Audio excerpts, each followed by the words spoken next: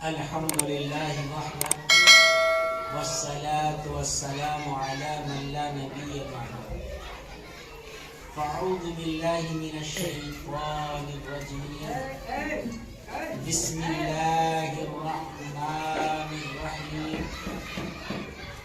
يا أيها الذين آمنوا اتقوا الله وكونوا مع الصادقين.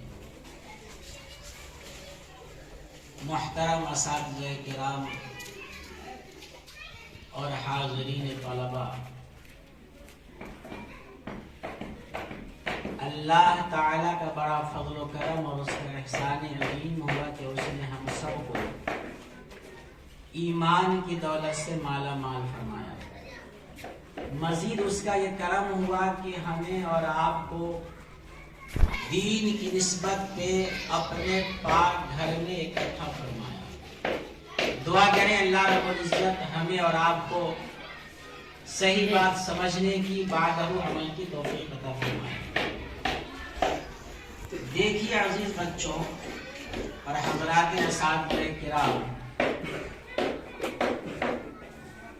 اللہ رب العزت نے جو احکامات ہمیں دیے ہیں ان احکامات پہ عمل کرنا ہمارے لیے ضروری ہے. اور جب تک ہم اوامر و نواہی میں اللہ تعالی کے حکم کی تعمیل نہیں کرتے اس وقت تک ہم انسان ناکام ہیں. اللہ رب العزت نے جن احکامات کو ہم پر عائد کیا ہے وہ دو طرح کے ہیں. ایک کا تعلق ظاہر سے ہے، دوسرے کا تعلق باطن سے. قرآن کریم میں فرمایا گیا وَذَرُوا ظَاهِرَ الْإِثْمِ وَبَاطِنَهُ، کہ تم ظاہری گناہ کو بھی چھوڑ دو اور باطنی گناہ کو بھی چھوڑ دو. ظاہری اعمال اور باطنی اعمال دونوں کے ہم مکلف ہیں. عام طور پر ہم اور آپ اخلاق رذیلہ سے، باطنی امراض سے، جو باطنی بیماریاں ہوتی ہیں اس کی طرف ہماری توجہ نہیں ہوتی. مثال کے طور پر ایک آدمی کے دل میں کبر ہے، غرور ہے، اور حدیث قدسی موجود ہے کہ کبریائی، بڑائی میری چادر ہے. اللہ جل شانہ کا فرمان ہے کبریائی، بڑائی میری چادر ہے. جو اس چادر کو اوڑھنا چاہے گا میں اسے شق کروں. ظاہر سی بات ہے. ایک آدمی کے دل میں غرور ہے، تکبر ہے، تھوڑے سے علم پر مگن ہے، تھوڑے سے عمل پہ وہ خوش ہے، خوش فہمی میں مبتلا ہے، اور وہ باطنی امراض کا علاج نہیں کرا رہا. ظاہر سی بات ہے یہ باطنی مرض اس کے لیے مہلک. جس طریقے پر دیمک جس چیز میں لگتا ہے اس کو آہستہ آہستہ چاٹ جاتا ہے، اسی طریقے پر جو آدمی باطنی بیماریوں کا شکار ہو جاتا ہے، کبر ہے، حسد ہے، کینہ ہے، بغض ہے، عداوت ہے، یہ ساری چیزیں باطنی مرض ہیں، باطنی بیماریاں ہیں. ایک آدمی کو اللہ رب العزت نے علم سے نوازا ہے، اب دوسرا آدمی دیکھ کر اس کے علم کو، تقوی کو، اس کی قبولیت کو جل رہا، بلا وجہ حسد میں مبتلا ہے. حسد کی آگ اس کے دل میں اتنی لہر رہی ہے کہ آدمی پریشان ہے. ایک آدمی کو اللہ رب العزت نے دنیاوی اعتبار سے مال و دولت سے نوازا ہے، منصب سے نوازا ہے، عہدہ سے نوازا ہے. اب دوسرا آدمی دیکھ کے جل رہا ہے، حسد میں مبتلا ہے. اب یہ حسد جو یہ کر رہا ہے اپنے اس حسد سے اس کا کچھ بگاڑ نہیں سکتا. اللہ رب العزت کی ذات دینے والی ہے، اس کی طرف سے انعام ہے. اب انعام کو بندہ چھیننا چاہے تو اس کے بس کی بات نہیں ہے، لیکن وہ پریشان ضرور ہے، پریشان ضرور ہے۔ تو اس حسد اور کبر کا علاج بھی کرنا ہوگا، اس بیماری سے بھی ہمیں بچنا ہوگا۔ اسی طریقے پر ہم اور آپ بہت سی چیزوں کا جائزہ لیں گے، وہ ہمارے اندر ہے مگر ہماری توجہ اس کی طرف نہیں ہے، ہماری توجہ اس کی طرف نہیں۔ اسی لیے اللہ رب العزت نے فرمایا یا ایھا الذین آمنوا اتقوا اللہ وکونوا مع الصادقین، اے ایمان والو تم اللہ سے ڈرو اور سچوں کی صحبت اختیار کرو۔ اس حدیث کی تفسیر میں علامہ آلوسی رحمۃ اللہ علیہ فرماتے ہیں اے خالطوہم حتی تکونوا مثلہم، کہ تم اللہ والوں کی صحبت میں اتنا رہو کہ تم بھی اللہ والے بن جاؤ۔ جناب نبی کریم صلی اللہ علیہ وسلم تو دنیا میں تشریف لائے ہیں تو جناب رسول اللہ صلی اللہ علیہ وسلم کو کتاب اللہ دیا گیا، جس کو ہم قرآن شریف کہتے ہیں۔ یہ قرآن عربی زبان میں ہے، اس میں ہے عربی زبان میں ہے، اور اللہ کے رسول کو جو صحابہ ملے ان کی زبان بھی عربی تھی۔ اگر بغیر رسول اللہ کے کتاب اللہ کو سمجھا جانا ممکن ہوتا تو رسول اللہ کو دنیا میں بھیجا نہیں جاتا۔ کتاب اللہ کو کسی تختی پہ لکھ کر کے، کسی کاغذ پہ لکھوا کر کے اس کو دنیا میں بھیج دیا جاتا اور کہہ دیا جاتا تمہاری زبان عربی ہے، اس کو پڑھو اور سمجھو اور عمل کرو۔ لیکن پتا چلا کہ کتاب اللہ کے ساتھ ساتھ رسول اللہ کو مبعوث کیا گیا، بلکہ اللہ کے رسول کو دنیا میں پہلے بھیجا گیا، اور آپ کی 40 سالہ عمر جب گزر گئی تو 40 سال کے بعد آپ کو نبوت سے سرفراز فرمایا گیا، اور اس کے بعد سب سے پہلی وحی جو آئی وہ کیا تھی؟ اقرا بسم ربک الذی خلق۔ اقرا کے ذریعے اس بات کی تعلیم دی گئی کہ اللہ کے رسول پہ جو کتاب اتر رہی ہے وہ کتاب شروع ہو رہا ہے اقرا سے، پڑھیے پڑھیے۔ آپ سے پہلے دنیا جہالت میں تھی، آپ سے پہلے شرک و کفر میں مبتلا تھی، آپ سے پہلے حسد و کینہ بغض و عداوت عصبیت میں مبتلا تھی، آپ سے پہلے بہت ساری بیماریاں تھی، لیکن اس برائیوں کا علاج جو ہوگا، اس جہالت کا خاتمہ جو ہوگا، دور جاہلیت جو ختم ہوگا، اس دور جاہلیت کو ختم جب ہی کیا جائے گا اقرا بسم ربک الذی خلق، یعنی رب کے نام سے پڑھیے، علم کے ذریعے اور عمل کے ذریعے آپ کا عالم نبوت، آپ کا جو شمس طلوع ہو رہا ہے، اس شمس انور کے ذریعے جہالت کا خاتمہ ہو جائے گا، شرک و کفر دور ہو جائے گا اور ساری برائیاں مل جائے گی۔ تو پتا چلا کہ کتاب اللہ کے لیے رسول اللہ کی ضرورت، اور اللہ کے رسول صلی اللہ علیہ وسلم جب دنیا میں کتاب اللہ کی تعلیم دیا تو صرف تعلیم نہیں دیا، کیا فرمایا قرآن کریم میں؟ لقد من اللہ علی المؤمنین اذ بعث فیہم رسولا من انفسہم یتلو علیہم آیاتہ ویزکیہم ویعلمہم الکتاب والحکمہ۔ قرآن یہ کہتا ہے کہ اللہ رب العزت کا مومنین پہ بہت بڑا احسان ہے کہ اس نے تمہیں میں کا ایک رسول بھیجا، جو رسول کا وظیفہ کیا ہے؟ یتلو علیہ، کتاب اللہ کی آیتیں جو جبریل امین لے کر آتے ہیں اور اللہ کے رسول جن آیتوں کو یاد کر لیتے ہیں ان آیتوں کو پھر اپنے صحابہ کو سنا دیتے ہیں۔ آگے فرمائے وَيُزَكِّيهِمْ، اور صرف پڑھ کر ہی بات ختم نہیں ہو جاتی بلکہ ان کا تزکیہ بھی اللہ کے رسول کرتے ہیں۔ کس چیز سے؟ کفر سے، شرک سے، اخلاق رذیلہ سے، خبیثہ سے، اپنے صحابہ کو پاک و صاف بھی کرتے ہیں۔ آگے فرمایا وَيُعَلِّمُهُمُ الْكِتَابَ وَالْحِكْمَةَ، اور کتاب اللہ کی تعلیم یعنی اس کے مسائل، اس کے احکامات وہ بھی کھول کھول کر اللہ کے رسول اپنے صحابہ کو سکھلاتے ہیں۔ تو پتا چلا کہ تزکیہ بھی کوئی چیز ہے۔ تزکیہ کیا ہے؟ اسی تزکیہ کو تصوف اور سلوک کہتے ہیں۔ بیعت و ارشاد سے ہی تزکیہ لیا گیا ہے۔ تو اللہ کے رسول صلی اللہ علیہ وسلم کی صحبت میں جو لوگ تھے ان کو صحابہ کہا۔ تو صحابہ کس سے بنے؟ صحبت نبی سے۔ نبی پاک صلی اللہ علیہ وسلم کی جس نے جتنی زیادہ صحبت اٹھائی اس کو اتنا ہی اللہ کے رسول سے فیض پہنچا، اور اس کے بعد ان کا مرتبہ اتنا ہی زیادہ ہوا۔ آخر کیا وجہ تھی؟ حضرت عمر رضی اللہ تعالی عنہ بہت بڑے جلیل مقدر صحابی ہیں، بہت بڑے صحابی، اور اتنے بڑے صحابی حضرت عمر ہیں کہ اللہ کے رسول نے فرمایا لو کان بعدی نبی لکان عمر، کہ اگر میرے بعد نبوت کا اجرا ہوتا، کوئی نبی آنے والا ہوتا تو اس کے لائق کون تھے؟ عمر۔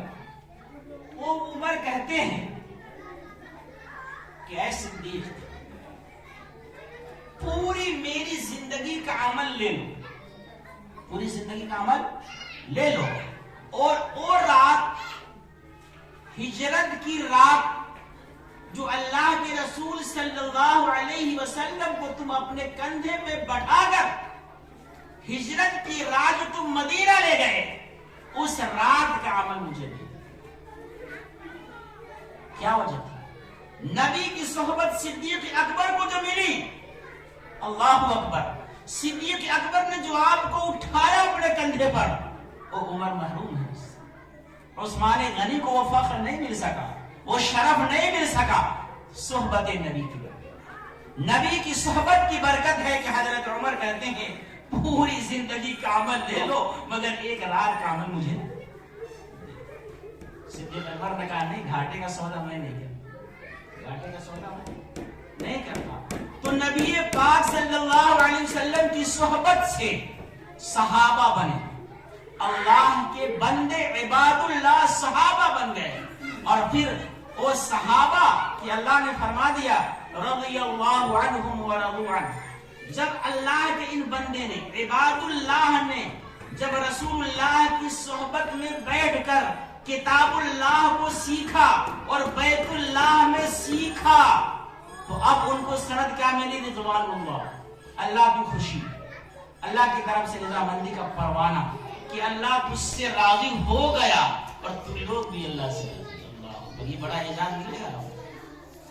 کل قیامت کے دن کوئی حدیث قرآن کی کوئی آیت ایسی نہیں دکھا سکتا، نہ کسی صحابی کا قول کوئی ایسی دکھا سکتا ہے، نہ کسی بزرگ کا کوئی قول دکھا سکتا ہے کہ کل قیامت کے دن کسی کے عمل کو گنا جائے گا۔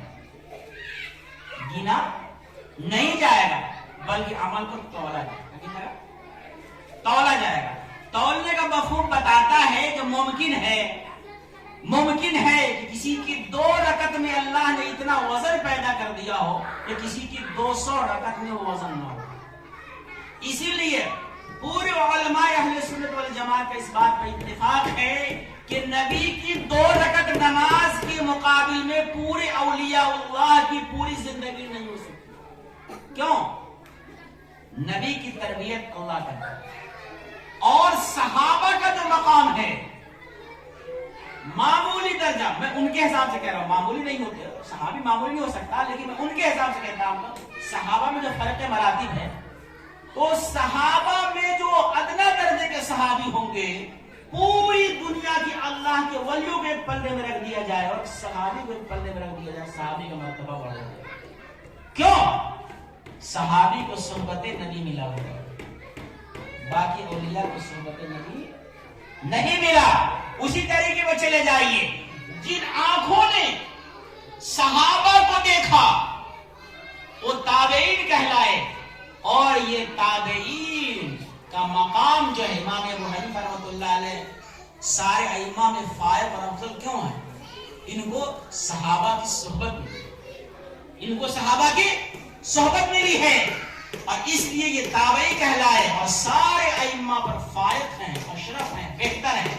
تو صحبت کی برکت سے بہت سی چیزیں جو انسان کتابوں سے نہیں لے سکتا وہ صحبت سے لے۔ کیا لیتا ہے؟ صحبت سے۔ اسی لیے قرآن کریم کہتا ہے کہ اے ایمان والے تم اللہ سے ڈرو اور سچوں کی صحبت اختیار کرو۔ ظاہر سی بات ہے انبیاء تو آ نہیں سکتے، صحابہ بھی رخصت ہو گئے، تابعین کا بھی وقت گزر چکا، لیکن خلفاء آئیں گے، اللہ کے اولیاء آئیں گے، فقہاء آئیں گے، محدثین آئیں گے۔ اب ان اللہ کے ولیوں کی صحبت ہمیں اختیار کرنی چاہیے، اللہ کے ولیوں کی صحبت اختیار کرنی چاہیے۔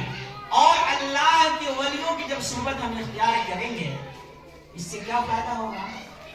اتنا فائدہ ہوگا کہ میں آپ کی مثال دیتا ہوں۔ حضرت مولانا رومی رحمۃ اللہ علیہ، جن کی مثنوی شریف ہے، فارسی کے اندر ہے، تو مولانا رومی فرماتے ہیں مولوی ہرگز نشد مولائے روم، مولوی ہرگز نشد مولائے روم تا غلامش تب شمس تبریزی نشد، جب تک وہ شمس تبریز کی غلامی نہیں اختیار کیا تھا اس وقت تک مولائے روم جو تھا یہ مولوی بھی نہیں تھا۔ روم کا مولا تو الگ بات ہے، یہ مولوی بھی نہیں تھا، لیکن جب شمس تبریز جو بہت بڑے اللہ کی ولی گزرے ہیں ان کی ذریعے نے غلامی اختیار کیا، تو کہتے ہیں شمس تبریز کی غلامی سے میں کیا بن گیا؟ مولائے روم بن گیا۔ ایک واقعہ میں آپ کو بتا دوں، جس وقت بغداد میں تاتاریوں کا قبضہ ہو گیا تھا اور اسلامی دارالخلافہ، تقریباً یہ 700 ہجری کی بات ہے، تو بغداد کے اندر جو دجلہ اور فرات دو نہریں، دو دریا ہیں بڑے، علماء کی کتابوں کو ایسے دریا میں پھینک دیا گیا تھا کہ دریا کا پانی بھی سیاہی بن گیا تھا۔ کیا بن گیا تھا؟ کالا۔ اور بغداد کے اندر صرف ایک دن میں 2 لاکھ مسلمانوں کو شہید کیا گیا تھا۔ کتنا؟ 2 لاکھ مسلمانوں کو شہید کیا گیا تھا صرف بغداد شہر میں، جو دارالخلافہ تھا۔ اور تاتاریوں نے چڑھائی کر کے مسلمانوں کے دارالخلافہ کو توڑ موڑ کے رکھ دیا، شکست کھا گئی اسلامی حکومت۔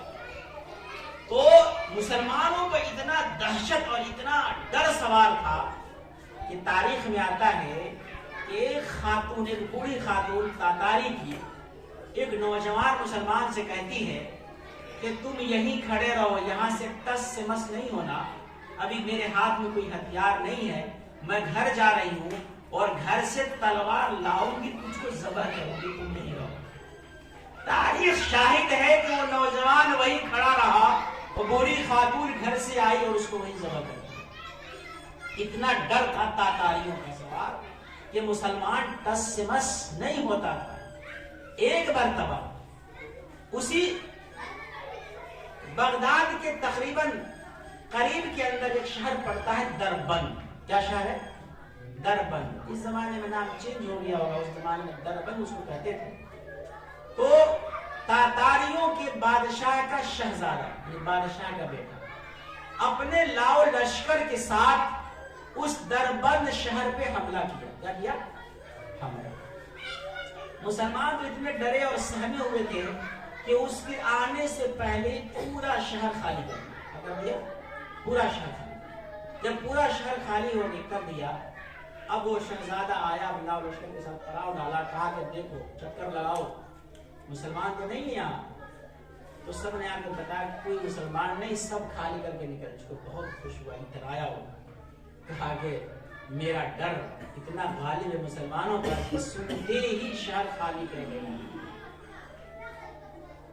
بعد میں اس کے جاسوس نے بتایا کہ ایک مسجد میں 2 آدمی ہیں، ایک مسجد میں 2 آدمی، ایک آدمی بہت بوڑھے ہیں، اس کی داڑھی سفید ہے، اور ایک اس کا خادم ہے، نوجوان ہے، کوئی بس 2 ہیں، باقی تو سب لوگ جا چکے ہیں۔ اب شہزادہ کو بڑا غصہ آیا، وہ دونوں کیسے موجود ہیں؟ کہا کہ جاؤ اور اسے زنجیر میں جکڑ کر گھسیٹتے ہوئے میرے سامنے حاضر کرو. اس کی پولیس گئی اور اس کے بعد ان کو مسجد سے دونوں کو زنجیر میں باندھا اور باندھ کر کے شہزادے کے پاس لا کھڑا کیا. شہزادہ کبر اور غرور کے مارے غصے میں بےتاب کہتا ہے سب لوگ چلے گئے تم کیوں نہیں؟ اس نے بڑے اطمینان سے جواب دیا میں تو اللہ کے گھر میں تھا. میں تو اللہ کے گھر میں تھا تو اللہ کے گھر سے نکل کر کہاں گیا؟ اس کا اور غصہ اور تیور چڑھا. کیا کہ ابھی میں تم کو بتلاتا ہوں, تم کو سزا دیتا ہوں. اور کہا کہ میں یمنعک منی, تجھ کو میرے ہاتھ سے کون بچائے؟ اس نے بڑے پیارا جملہ کہا, کہا کہ اللہ, کیا کہا؟ اللہ. اتنا کہنا تھا کہ وہ زنجیر کی ساری کڑیاں گر گئی اور وہ بالکل بندھے ہوئے تھے ابھی آزاد ہو گئے. اتنا دیکھنا تھا اس شہزادے کا کہ وہ تو تلملا گیا, ڈر گیا کہ یہ آدمی معمولی آدمی نہیں, کوئی غیر معمولی انسان ہے. اس نے بڑی باعزت اس کو رہا کر دیا, کہا کہ آپ چلے جائیے جہاں ہیں, آپ کو کچھ نہیں بگاڑے گا. اور یہ شہزادہ رات کو چپکے چپکے ابھی شیخ کے پاس آ کے ملنے لگا. اور شیخ کون تھے؟ شیخ احمد دربندی نقش بندی. چپکے چپکے مل رہا تھا اس سے. شیخ نے اس سے کہا کہ سنو, ابھی تم شہزادے ہو لیکن اتنے دنوں کے بعد تمہاری تاج پوشی ہو جائے گی, تم بادشاہ بن جاؤ. تو اس شہزادے نے کہا کہ جی مجھ کو کلمہ پڑھا. کیا کہا؟ کلمہ پڑھا. لیکن میں اپنے ایمان کو بھی ظاہر نہیں کروں گا, اس لیے کہ ابھی ظاہر کروں گا تو میرا باپ تخت شاہی پہ بیٹھا ہوا ہے, وہ مجھ کو مروا دے. کیا کہتے ہو؟ مروا دے. میں ابھی ظاہر نہیں کر سکتا. کہا کہ ٹھیک ہے, تو تمہاری تاج پوشی ہو جائے جب ظاہر کرنا ایمان کو, کلمہ پڑھ لو. کلمہ پڑھنے کے بعد مسلمان ہو گیا. اور ٹھیک جو وقت حضرت نے بتلایا تھا اسی وقت میں وہ اس کی تاج پوشی ہو گئی. اب جب تاج پوشی ہو گئی, اب اس نے اپنے ایمان کو جب ظاہر کیا تو پورے تاتاری اسلام قبول کر لی. اسی کو علامہ اقبال نے کہا ہے آیا تاتاریوں کے افسانے سے, ہے آیا تاتاریوں کے افسانے سے پاسباں مل گیا کعبے کو صنم خانے سے. علامہ اقبال اسی کی تعبیر فرمائی ہے. تو ایک شیخ کی نظر نے, ایک شیخ کے اللہ نے کایا پلٹ دی. اللہ تو ہم بھی بولتے ہیں, لا الہ الا اللہ تو ہم بھی کرتے ہیں, مگر ہماری زبان میں وہ تاثیر کیوں نہیں؟ وجہ کیا؟ وجہ اس کی یہ ہے میرے بھائی, ہمارے دل میں جو نور ہے یہ نور اس درجے کا نہیں ہے جس درجے کا ہونا چاہیے. مثال کے طور پر آپ جو ہے ایک گولی, جس گولی کو بندوق میں رکھتے ہیں, اگر اس گولی کو گلیل پر رکھ کے ماریے گا تو اس کو کچھ ہوگا, اور اسی بندوق کی گولی کو بندوق میں رکھتے ہیں تو اس سے کیا ہوتا ہے؟ بہت کچھ ہو جاتا ہے. تو کس کا کمال ہے؟ گولی کا کمال تھوڑا نا ہے, جس میں رکھ کے فائر کیا جا رہا ہے اس کا کمال ہے. اللہ تو ہم بھی بول رہے ہیں مگر ہماری زبان میں وہ تاثیر نہیں ہے جو تاثیر ہونی چاہیے. آتا ہے محققین نے اس میں تحقیق کیا ہے کہ اسم اعظم کے ذریعے جو دعا مانگی جاتی ہے وہ دعا قبول ہوتی ہے, رائے گا نہیں ہوتی. اسم اعظم ہے کیا؟ امام ابو حنیفہ رحمۃ اللہ علیہ کی تحقیق یہ ہے کہ اسم اعظم اللہ ہی ہے, لفظ اللہ ہے. اور جب یہ بات ہے علماء کی تحقیق ہے کہ اسم اعظم کے ذریعے دعا مانگی جاتی ہے, دعا قبول ہو جاتی ہے, پھر ہماری دعا قبول کیوں نہیں ہو رہی؟ آپ نے سنا ہوگا, بات بڑی لمبی ہو جاتی ہے, آپ نے سنا ہوگا جب حضرت سلیمان علیہ السلام نے کہا تھا کہ بلقیس کے تخت کو لانا ہے, کیا لانا ہے؟ بلقیس کے تخت. تو ان کے قبضے میں تو جنات بھی تھا, ہے نا, جنات, ہوا بھی تھی, سب کچھ تھا. لیکن ایک اللہ کا ولی آصف بن بلخیہ نے کہا کہ میں لا دوں گا. جنات نے تو کہا تھا جب تک آپ کرسی سے اٹھیں گے جب تک میں لا دوں گا. ابو صاحب نے کہا کہ اللہ کے ولی نے کہا آپ کی آنکھ چھپکنے سے پہلے لا دوں گا. اس اللہ کے ولی کی کرامت تھی اور واقعی لا دیا بلقیس کا تخت. تو جنات سے بھی اللہ کے ولی کی کرامت بڑھی کہ نہیں بڑھی؟ آج کہتے ہیں جنات کو بڑی طاقت ہے، جنات آنند خانند، مگر وہاں تو آصف بن بلخیہ جو اللہ کا ولی تھا اس کی کرامت دیکھیے، وہ حاضر کر دیا. تو اسم اعظم کی تحقیق یہ ہے کہ اللہ، امام بخاری رحمۃ اللہ علیہ نے فرمایا کہ اسم اعظم یہی ہے. حضرت قاضی ثناء اللہ پانی پتی رحمۃ اللہ علیہ نے بھی اپنی تفسیر کے اندر بہت ساری روایات کو جمع کرنے کے بعد ترجیح اسی بات کو دیا ہے کہ اسم اعظم اللہ ہی ہے. کیا ہے؟ اللہ. اور اس اللہ میں، لفظ اللہ میں اچھی بات ہے، میں آپ کو نقطہ دکھاتا ہوں. لفظ اللہ میں حمزہ ہے، ڈبل لام ہے، اس کے بعد ہا ہے نا، اسے اللہ بنتا ہے. اللہ رب العزت جس طریقے سے اکیلا ہے اس کا نام میں بھی کہیں نقطہ نہیں ہے. کیا نقطہ؟ حمزہ بنا نقطہ کا، لام بغیر نقطے کا، ہا بغیر. اللہ جل شانہ کا نام بھی وحدانیت کی دلیل ہے. اللہ کیا ہے؟ توحید کی دلیل ہے. اور یہ اچھی بات ہے. آپ حمزہ کو الگ کر دیں، اللہ سے حمزہ کو الگ کر دیا، کیا بنے گا؟ کیا بنے گا؟ للہ. کیا بنے گا؟ اللہ جب بولتے ہیں تو ذات وحدہ لا شریک کی طرف اشارہ ہوتا ہے، اور آپ حمزہ کو ہٹا دیجئے کہیے للہ، تب بھی وہی اشارہ ہوگا. للہ الاسماء الحسنى ہے نا، فادعوہ بہا. اچھا اب لام کو بھی ہٹائیے تو کیا بچے گا؟ لہو. کیا بچے گا؟ اس لہو سے بھی اشارہ اسی ذات کی طرف ہوگا. لہو ما فی السماوات و ما فی الارض. کون مراد ہے اس سے؟ اللہ کے ساتھ مراد ہے نا. پھر لام کو ہٹا لیں، کیا بچے گا؟ ہو. وسع کرسیہ السماوات والارض لا الہ الا ہو.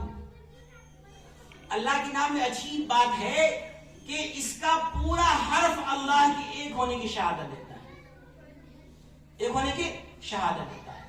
تو ضرور اس بات کی ہے کہ ہماری زبان میں بھی وہ تاثیر کیا ہو جائے.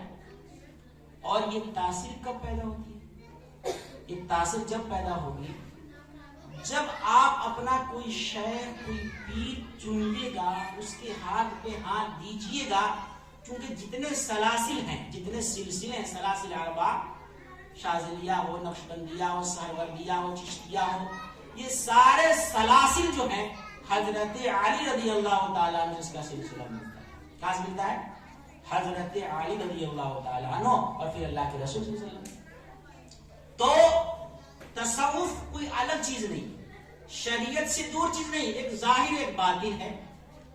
تو انسان جب اپنا شیخ، اپنا پیر، کوئی مرشد بنا کے اس راستہ طے کرتا ہے تو اس سے فائدہ یہ ہوتا ہے.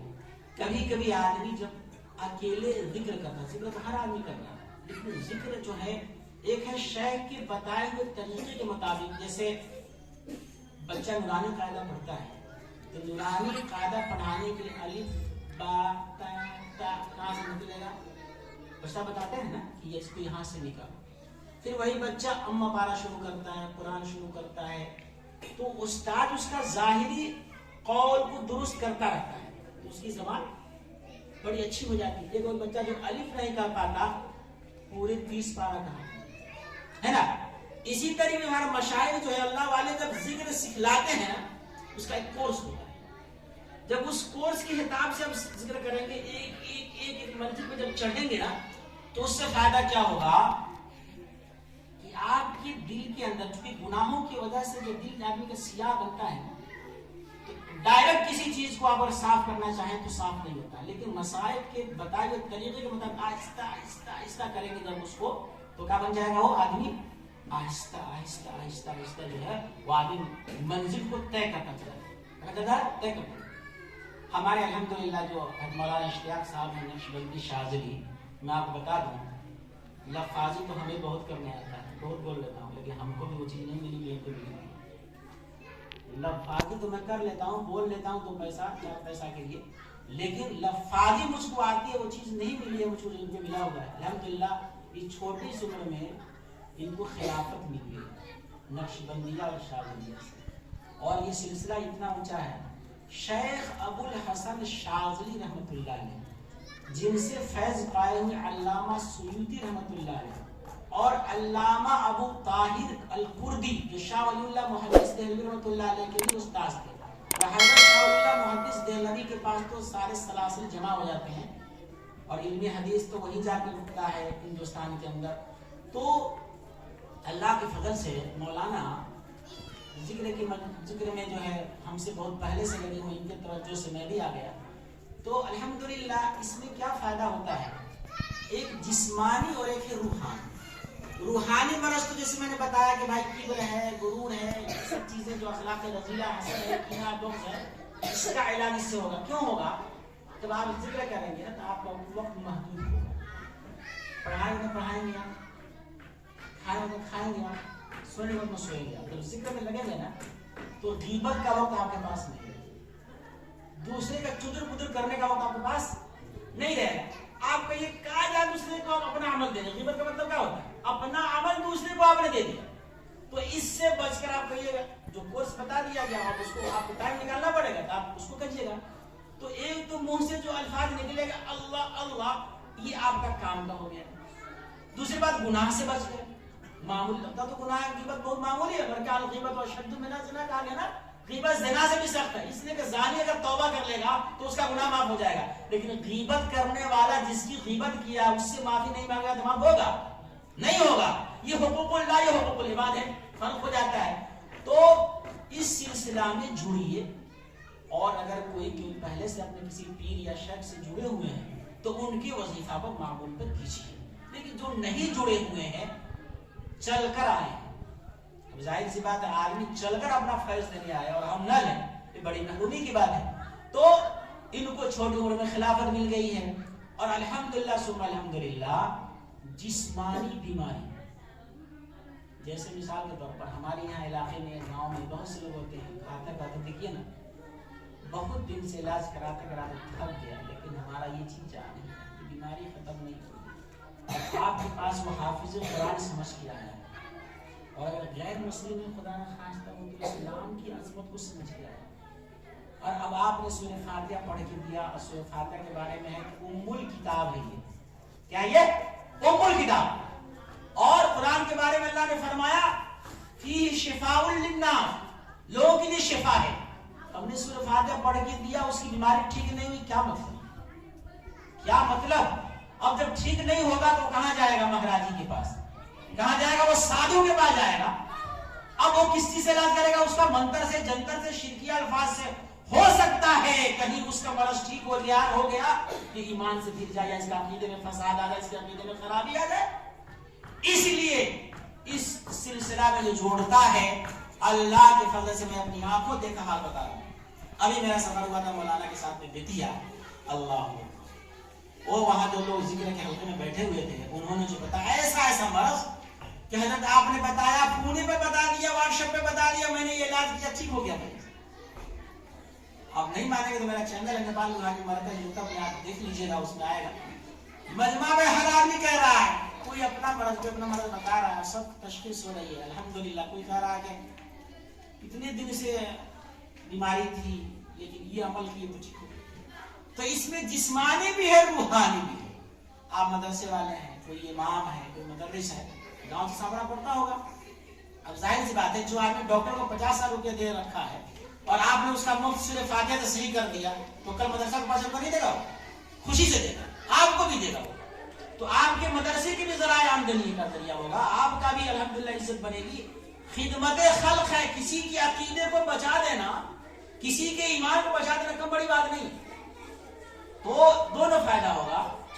और इस सिलसिला में जुड़िए इंशाअल्लाह, इसमें जिस्मानी रूहानी दोनों का इलाज इंशाअल्लाह। फकत जरूरत इस बात की है कि जो आपको तजवीज किया जाए अमल, जो वजीफा, उसको आप करें। क्या करेंगे? उसको करेंगे। और कोई मुश्किल नहीं है। शुरू में बहुत छोटा छोटा वजीफा बताया जाता है, उसके बाद करते करते आदत बनेगी ना, کبھی 15 منٹ, کبھی 20 منٹ, کبھی 25 منٹ, اتنا وقت آپ کو دینے میں کیا ہے, دے سکتا ہے نا. اور اس میں بھی نہیں, چلتے پھرتے بھی آپ کر سکتے ہیں, اگر وقت نہیں ہے, رات میں بھی کر سکتے ہیں, دن میں بھی کر سکتے ہیں. تو اس طریقے سے حضرت بتلائے کہ تفصیل کے ساتھ میں نے جو مختصر سی بات بتائی, اس پر آپ کریں کہ الحمدللہ یہ سلسلہ ہمارا بڑا پیارا سلسلہ ہے, اور اللہ کے رسول تک اس کی سند جاتی ہے, اور کوئی بات بے سند نہیں ہے. جس کو بھی اشکال ہو پوچھ سکتا ہے, میں بتا سکتا ہوں. الحمدللہ اللہ کے فضل بتاؤ, کوئی اس میں اشکال کی بات نہیں. ضرور اس بات کی ہے کہ اب ظاہر سی بات ہے, مٹھائی جس بچے نے کھایا نہ, اس کو مٹھائی کا مزہ کیا ہے, آئے گا.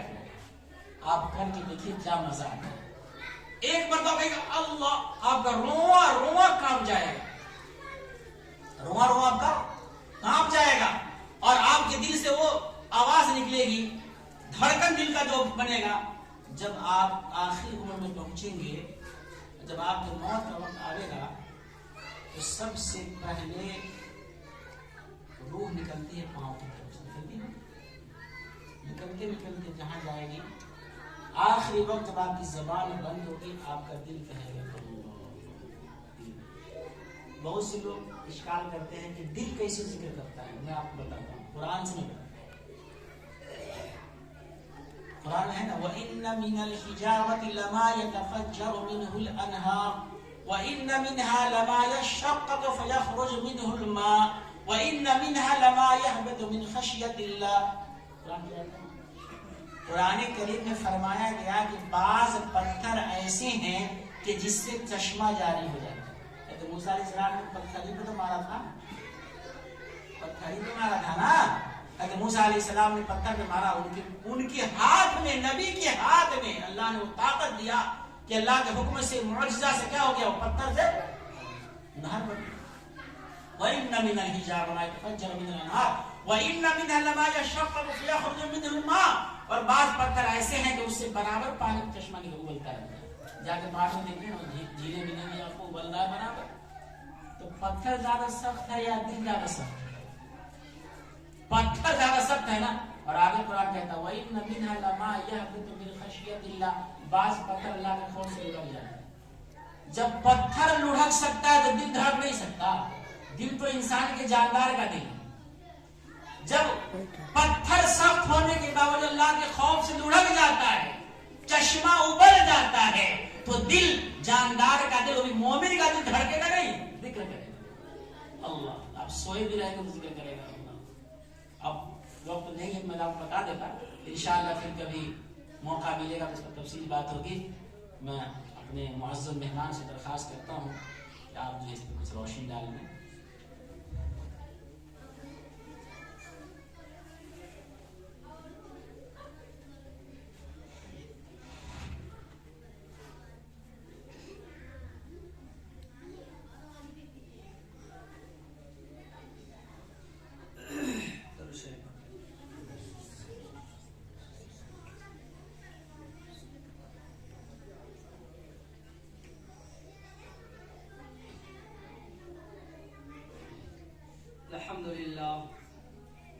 الحمد لله نحمده ونستعينه ونستغفره ونؤمن به ونتوكل عليه ونعوذ بالله من شرور أنفسنا ومن سيئات أعمالنا.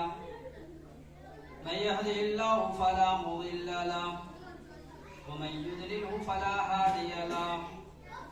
وأشهد أن لا إله إلا الله وحده لا شريك له وأشهد أن محمدا عبده ورسوله. أعوذ بالله من الشيطان الرجيم. بسم الله الرحمن الرحيم. لقد خلقنا الإنسان في أحسن تقويم. صدق الله العلي العظيم وصدق رسوله النبي الكريم. ونحن على ذلك لمن الشاهدين والشاكرين والحمد لله رب العالمين. میرے محترم بزرگوں اور معزز علماء کرام اور عزیز طلبہ, میں آپ تمام حضرات کا بہت بڑا شکر گزار ہوں کہ آپ سبوں نے اپنا یہ قیمتی سرمایہ جو ہے ہمیں عطا کیا ہے, اور اپنی تمام مشغولیات جو ہر ایک کے پاس ایک ایک لمحہ بہت قیمتی ہے, خاص طور سے ہمارے طلبہ کے لیے اور ہمارے اساتذہ کرام کا، آپ سب کے قربانیوں کو اللہ قبول فرمائے اور آپ سب کے صدقے میں اللہ ہمیں بھی قبول فرمائے۔ میرے محترم بزرگوں، مولانا نے کافی وضاحت کے ساتھ میں ذکر کے متعلق روحانی اور جسمانی اعتبار سے وضاحت فرمایا ہے۔ ہم سب اس کے محتاج، حتی الامکان انسان اپنے جسم کا علاج کہیں نہ کہیں کرا لیتا ہے، ڈاکٹر سے ہو، حکیم سے ہو، کہیں نہ کہیں آدمی کرا لیتا ہے، لیکن وہیں پر اگر روح کی بیماری ہے، روحانیت کے اعتبار سے آدمی بیمار پڑتا ہے لیکن اس کی پرواہ نہیں ہوتی۔ اور اللہ نے انسان کو بنایا ہے عناصر اربع سے، تو اللہ نے اس کی خوراک بھی زمین کے اندر رکھا ہے۔ جسم جو اللہ نے بنایا ہے آگ، پانی، ہوا، مٹی کے ذریعے سے، تو اللہ نے اس کی خوراک بھی زمین سے رکھا ہے، لیکن اللہ نے جب انسان کے جسم کے اندر روح ڈالا تو اس کی غذا بھی جو ہے کہ اللہ نے اپنے ذکر کے اندر رکھا ہے۔ جب روح بیمار پڑ جاتا ہے تو اس کی غذا کے لیے ہمیں علاج نہیں کراتے، اور یہ علاج وہاں ملے گا شیخ کے چوکٹ پر۔ جب ہم کسی شیخ کے ساتھ جب جڑیں گے، وہ ہماری تربیت کرے گا، جب لا الہ الا اللہ کی جب ضربیں لگائیں گے اور یہ ضربیں جب دل پر لگے گا، جب جا کر کے ہمارے لطائف جاری ہوں گے، اور جو جس دنیا کے اندر آج ہم اور آپ زندگی گزار رہے ہیں، جب اس کی لطافت اور اس کی حلاوت اس وقت ہمیں محسوس ہوگا جب الا اللہ کو جو ہے کہ دل کے گہرائیوں میں اتاریں گے اور اس پر جب ضربیں لگے گی، پھر ہمیں جو ہے کہ دوسری دنیا نظر آنا شروع ہوگی۔ اور آپ تمام حضرات سنتے بھی ہوئیے گا کہ ذکر کرنے سے جو ہے کہ دل زندہ ہوتا ہے، اور ذکر نہ کرنے والا ایسا ہے جیسے مردے کے مانند۔ تو یہ بات تو ہم سنتے ہیں لیکن اس چیز کو ہم کرتے نہیں، اور جب ہمیں احساس اس وقت ہوگا جب ہم اس کی ضربیں لگائیں گے، تب جا کر کے ہمارے لطائف جاری ہوں، پھر ہمیں وہ چیز نظر آئے گا جو ہمارے وہم گمان میں بھی نہیں۔ جب آپ الا اللہ کے ضربے لگائیں گے اپنے دل کے اوپر، تو پھر آپ کو عجیب عجیب خواب نظر آنا شروع ہو جائے، پھر تمام انبیاء کرام جو ہے کہ آپ کے دیدار پہ آئیں گے، آپ سے ملاقات کے لیے آئیں گے، آپ کی تربیت کرنے آئیں گے۔ وہ اللہ کے رسول کے مطابق ہم سوچتے ہیں کہ یہ تو بزرگوں کا کام ہے، نہیں، آج بھی آپ عمل کریں، آپ عمل کریں اس بات پر، اور پھر دیکھیں جو ہے کہ اللہ کے رسول کی دیدار آپ کو ہوتا ہے۔ میں کہتا ہوں کہ 10-15 دن آپ اس عمل کو کریں اور ضربے لگائیں، اور اللہ کے رسول کی جو ہے کہ 10 سے 15 دن ہوتے ہوتے انشاءاللہ آپ کو دیدار ہوگا۔ بچوں کو اکثر ہوتا رہتا ہے اللہ کے رسول کی دیدار، لیکن بچے کو پتہ کیا ہے، ان کو شعور نہیں رہتا، لیکن اکثر طلباء کو جو ہے کہ اللہ کے رسول کی دیدار ہو جاتی ہے، لیکن ہمیں اور آپ کو بھی دیدار ہو جب ہم اس کی دل کریں گے۔ الا اللہ کی جو ہے کہ الا اللہ جو ہے یہ بڑی، آپ سنتے ہوئیے گا کہ پوری کائنات کو اگر ایک پلڑے میں رکھ دیا جائے اور لا الہ الا اللہ کو ایک پلڑے میں رکھ دیا جائے تو یہ پلڑا چھپ جائے گا۔ صرف سنتے لیکن اس چیز کو کر کے تو دیکھیں کہ اس کے اندر آخر ہے کیا چیز، کہ ہم جو لوگ جو ہے کہ حدیثوں میں یہ بات لکھی ہے اور سنتے بھی ہیں، ہر وقت یہی بات بتلائی جاتی ہے، لیکن اس چیز کو جب ہم سب کریں گے تب احساس ہوگا۔ شاہ وسیع اللہ بہت اللہ والے، ان کے پاس ایک مرید ہے، انہوں نے کہا کہ حضرت میں آپ کے پاس بیعت ہونا چاہتا ہوں، تو حضرت نے ان سے بیعت کر لیا، کہا کہ تم اپنے گھر جاؤ اور جانے کے بعد میں جو ہے کہ تمہیں جو کمی محسوس ہو اپنے اندر، وہ مجھے خط، پہلے تو خط کا زمانہ تھا، لوگ منی آرڈر کا زمانہ تھا، اس وقت جو ہے کہ کوئی بھی خبر بھیجنا تھا اس میں لوگ لکھ کر کے بھیج دیا کرتے ڈاک کے ذریعے۔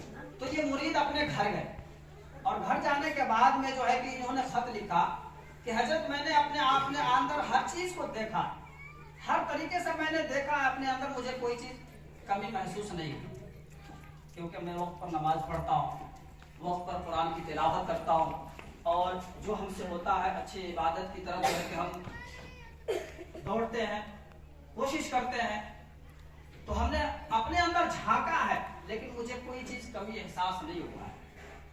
تو حضرت نے جو ہے کہ ادھر سے جواب ان کو دیا کہ جس آدمی کو اپنی کمی کا احساس نہ ہو، اس سے بھی بڑی کمی ہو سکتی ہے۔ تو سب سے بڑی کمی یہ ہے کہ جس آدمی کو اپنے کمی کا احساس نہ ہو کہ ہمارے اندر یہ کمی ہے، اس سے بڑی کمی کچھ نہیں ہو سکتا۔ آج ہم لوگ سوچتے ہیں کہ ہمارا کام بچوں کو تعلیم دینا اور وقت پر نمازیں ادا کرنا، یہ میرا کام رہ گیا ہے۔ کام یہ نہیں، اس کام کے ساتھ ساتھ جو ہے کہ ہمیں عوام کا، لوگوں کا خدمت کرنا ہے۔ اب خدمت کئی طریقے سے ہو سکتا ہے، مال کے اعتبار سے بھی آدمی خدمت کر سکتا ہے، جان کے اعتبار سے کر سکتا ہے، لیکن اللہ نے جو چیز آپ کو نوازا ہے، اس چیز کے ذریعے سے جو ہے کہ عوام کی خدمت کر سکتے ہیں۔ اور مخلوق کی جب تک خدمت کرنے کی صفت آپ کے اندر نہیں آئے گی اور عادت نہیں بنے گا، جب تک آپ کامیاب نہیں ہو سکتے۔ مخلوق کی جب تک آپ خدمت نہ کریں گے، جب تک کہ جو ہے کہ آپ بلندی تک نہیں پہنچ سکتے۔ اب مخلوق کی خدمت کیا؟